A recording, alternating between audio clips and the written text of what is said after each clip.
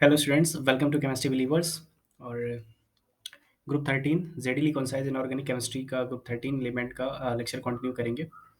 Previous lecture में हम लोगों ने कुछ कॉन्सेप्ट्स देखे थे, ठीक है,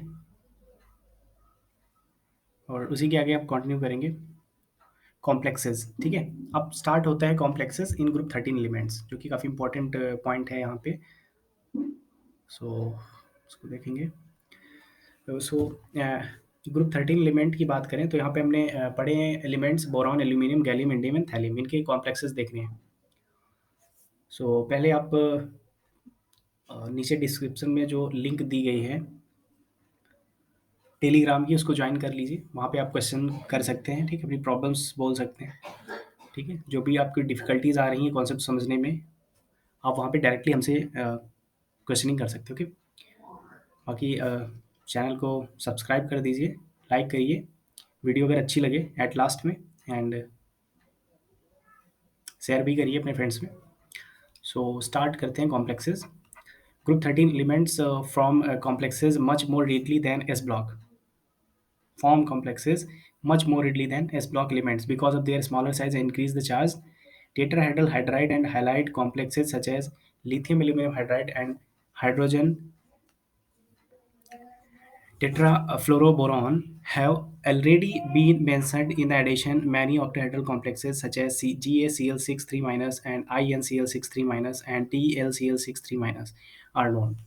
The most important octahedral complexes are those which chelate group, for example, beta diketone, such as acetylacetone, oxalate ion, dicarboxylic acid, pyrocatechol, and also 8-hydroxyquinoline.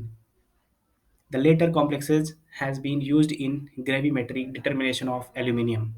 Okay, तो यहाँ पे हम लोगों ने देखा कि जो ग्रुप 13 के एलिमेंट्स होते हैं वो ज़्यादा कॉम्प्लेक्स फॉर्म करते हैं रीडली विद रिस्पेक्ट टू, अगर कंपैरिजन करें विद एस ब्लॉक, ओके। क्यों? क्योंकि हमको पता है कि पीरियोडिक टेबल में इस साइड में लेफ्ट टू राइट जाने पे साइज़ क्या करता है, डिक्रीज़ करता है, और साइज़ डिक्रीज़ करेगा तो कॉम्प्लेक्स फॉर्मेशन एबिलिटी क्या करती है, कॉम्प्लेक्स फॉर्मेशन एबिलिटी इंक्रीज़ करती है, ठीक है। क्यों? क्योंकि साइज़ कम होता है, इफेक्टिव न्यूक्लियर चार्ज इंक्रीज़ करता है, इलेक्ट्रॉन सॉरी लिगेंड को या एनायंस को बाइंडिंग करने की कैपेसिटी टेंडेंसी बढ़ जाती है, और इससे क्या होता है, ये ज़्यादा कॉम्प्लेक्स फॉर्म करते हैं। तो टेट ऑक्टाहेड्रल यहाँ पे फॉर्म कर रहे हैं। मोस्ट इंपॉर्टेंट ऑक्टाहेड्रल कॉम्प्लेक्सेस की बात करें तो चिलेट ग्रुप्स जिसमें लगे होते हैं, ठीक। चिलेट ग्रुप क्या होते हैं, जो रिंग बनाते हैं डोनेट करके, ठीक है। जैसे यहाँ पे बात करूँ ऑक्जिलेट आयन की, तो ऑक्जिलेट आयन क्या करता है, यहाँ पे ये ऐसे बाइंडिंग कर लेता है विद एल्यूमिनियम, ये एक चिलेट फॉर्म करता है, ठीक है, ठीक है। तो देखते हैं यहाँ पे फिगर में कहा गया है 12.9, ठीक है। तो देखते हैं 12.9 फिगर कहाँ पे है, शायद ऊपर ही है, वेल चेक इट। 12.9, 12.8, सो 12.9 लीजिए।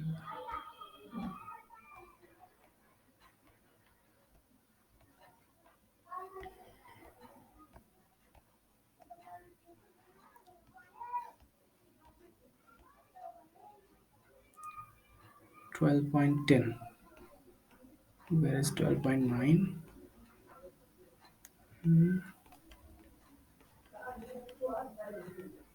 12.9,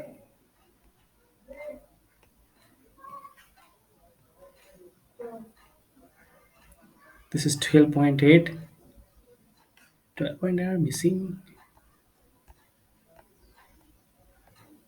no.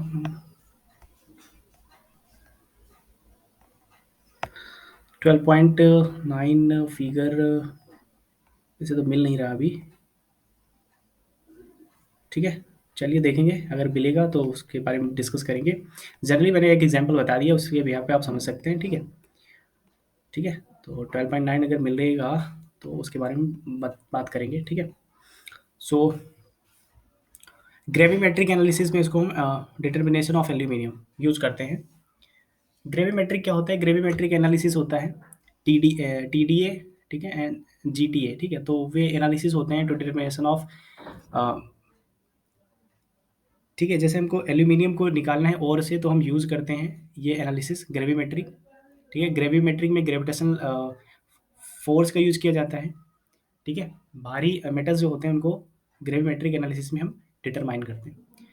तो इसको हम प्रैक्टिकल इनऑर्गेनिक केमिस्ट्री में, एक्सपेरिमेंटल इनऑर्गेनिक केमिस्ट्री में पढ़ेंगे। ठीक है, अगर आपको इसके भी लेक्चर्स जानने हो एक्सपेरिमेंट के बारे में तो आप कमेंट कर सकते हैं। ठीक है, so difference between boron and the other element. तो बोरॉन क्या करता है, B2O3 बनाता है जो कि एसिडिक होता है। क्यों होता है मैं बता चुका हूँ ऑलरेडी। ठीक है, 3 से 4 बार मैंने बताया होगा प्रीवियस लेक्चर्स में, इसलिए आप वहाँ से सीख सकते हैं। And this is a contrast to L2O3 which is amphoteric. ठीक है, ये भी मैंने बताया कि L2O3 एम्फोटेरिक क्यों होता है। S3BO3 विच में भी return as BOH whole thrice, ये भी मैंने बताया इसको ऐसे क्यों लिखा जाता है। अगर आप प्रीवियस लेक्चर देख रहे हैं तो आपको धीरे धीरे करके सारी चीज़ें ईजी होने लगेंगी। Vice AlO3 is amphoteric. मैंने बताया था कि जो मेटल होते हैं उनके ऑक्साइड क्या होते हैं, मेटल ऑक्साइड क्या होते हैं, metal oxide and hydroxide are basic. ठीक है, नॉन मेटल